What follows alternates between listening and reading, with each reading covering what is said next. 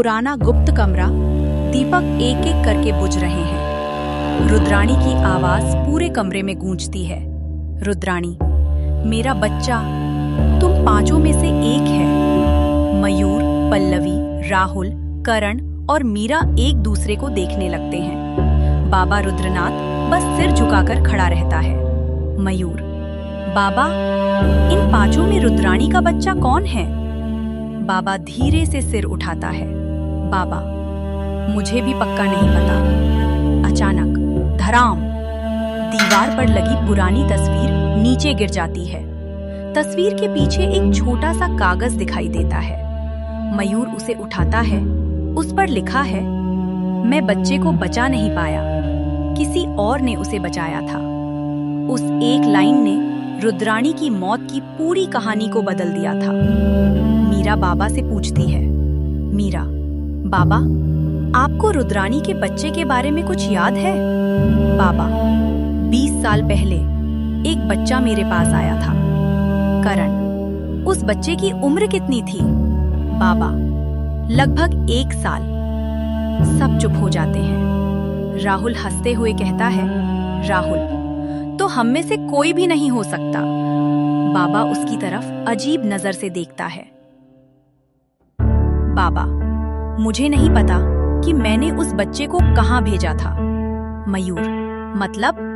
बाबा, उस रात किसी ने मुझसे उस बच्चे को छीन लिया था। पल्लवी को मेज के नीचे एक पुरानी डायरी मिलती है। वह उस पर लगी धूल साफ करती है। पहले पन्ने पर लिखा है, रुद्राणी का बच्चा जिंदा है। पल्लवी, मयूर, ये देखो। सब डायरी के आसपास आ जाते हैं। अगले पन्ने पर लिखा है, बच्चे की पहचान जानने के लिए उसके हाथ पर बने निशान को देखना। मयूर, कौन सा निशान? बाबा तुरंत डायरी छीन लेता है। बाबा, इसे मत पढ़ो। मयूर, क्यों बाबा?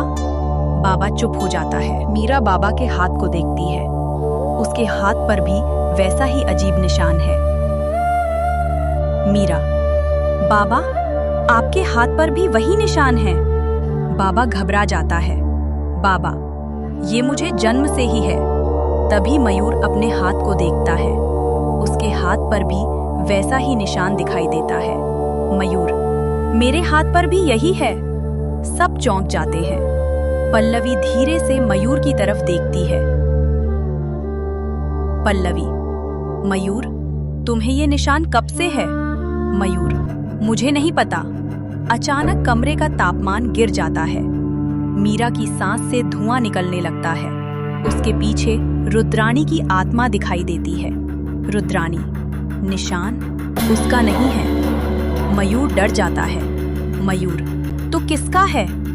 रुद्राणी धीरे धीरे पांचों की तरफ देखती है, फिर राहुल की तरफ उंगली करती है। राहुल घबरा जाता है। राहुल, मेरी तरफ क्यों देख रही है? अचानक सारी लाइटें बुझ जाती हैं। राहुल के सिर में तेज दर्द होने लगता है। उसे बचपन का एक दृश्य दिखाई देता है।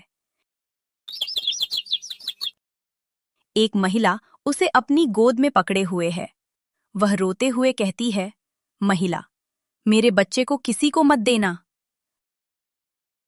राहुल आंखें खोलकर चिल्लाता है, राहुल, मुझे कुछ याद आ रहा है। करण, क्या? राहुल, एक महिला मुझे अपनी गोद में पकड़े हुए थी। बाबा घबरा जाता है। बाबा, वो महिला कैसी दिखती थी? राहुल जवाब देता है। राहुल, उसने लाल साड़ी पहनी थी। बाबा का चेहरा बदल जाता है। बाबा, रुद्राणी। मयूर राहुल की तरफ देखता है। मयूर, राहुल, क्या तुम रुद्राणी के बेटे हो? राहुल घबरा जाता है। राहुल, मुझे कुछ नहीं पता। तभी बंगले की ऊपरी मंजिल से तेज आवाज आती है, ठक ठक ठक। बाबा कहता है, बाबा, उसने अभी हमें पूरी सच्चाई नहीं बताई है। पल्लवी, किसने? बाबा धीरे से ऊपर देखता है। बाबा, रुद्राणी ने। सब ऊपर वाले कमरे में जाते हैं। वहां एक पुराना लकड़ी का संदूक रखा है। मयूर उसे खोलता है। उसके अंदर एक पुरानी चूड़ी, बच्चे के छोटे कपड़े, एक पुरानी तस्वीर, एक पत्र। पत्र में लिखा है, मैंने अपने बच्चे को किसके हाथों सौंपा है, किसी को मत बताना। जब वह बड़ा होगा, सच्चाई खुद उसे ढूंढ लेगी। नीचे एक नाम लिखा है, शंकर। करण, शंकर कौन है? बाबा का चेहरा सफेद पड़ जाता है।